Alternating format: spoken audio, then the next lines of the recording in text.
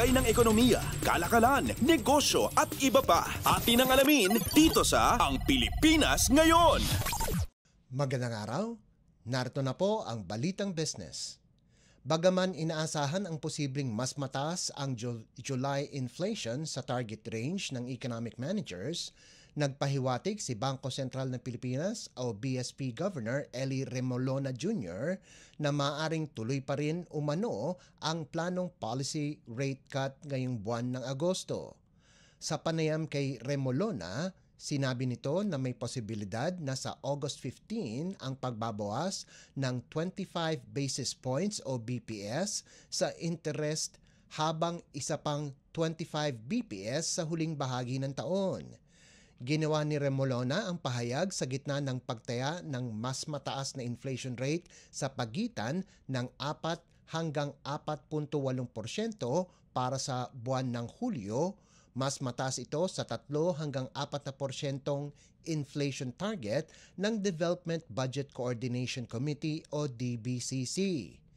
Kumpiyansa naman ang BSP chief na hindi maapektuhan ng bagyong Karina ang July inflation rate dahilan kadalasan ang Aggregate Consumer Price Index o CPI basket ay nararamdaman sa mga susunod na buwan.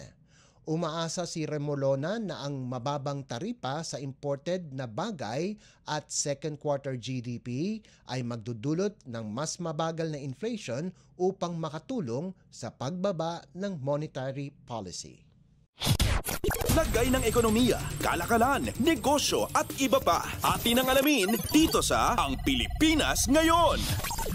Target ng Department of Trade and Industry o DTI na palakasin ang Small and Medium-Sized Enterprises o SMSEs para makatulong sa paglago sa ekonomiya ng bansa. Sinabi ni DTI Acting Secretary Cristina Aldeguer Roque na kahit 10% lamang ng SMSEs ang mapalago ay malaki na ang maitutulong upang makalikha ng trabaho.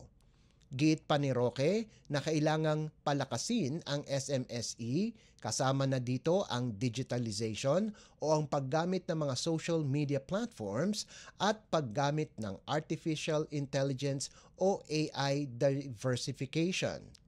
Gayon din upang matulungan ang SMSE sa pagpupondo sa pamamagitan ng DTI Small Business Corporation financing at ang pagbubukas din sa posibleng franchising sa mga negosyong maganda at pasok sa mga kumikitang payak na negosyo. Lagay ng ekonomiya, kalakalan, negosyo at iba pa. Atin ang alamin dito sa Ang Pilipinas Ngayon. Inatasan ni Department of Budget and Management o DBM Secretary Amena Pangandaman ang kagawaran na ipalabas na kaagad ang Implementing Rules and Regulations o IRR para sa taas sahod ng mga kawani ng gobyerno.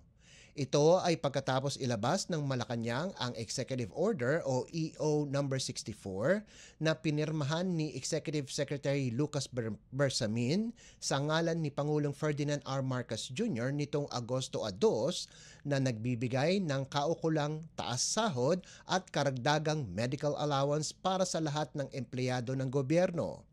Ayon sa EO64, ang dagdag sahod ay mayroong 4 na tranches na magsisimula ngayong taon hanggang sa taong 2027. Sinabi naman ni Pagandaman na nasa 36 na bilyong piso ang nakalaan sa ilalim ng 2024 national budget para sa salary increase ngayong taon. Bukod dito, ani kalihim, mayroon ding 70 bilyong piso ang inilaan sa panukalang 2025 national budget para sa kakulangan sa pondo ngayong taon at sakop na din ang second tranche sa susunod na taon.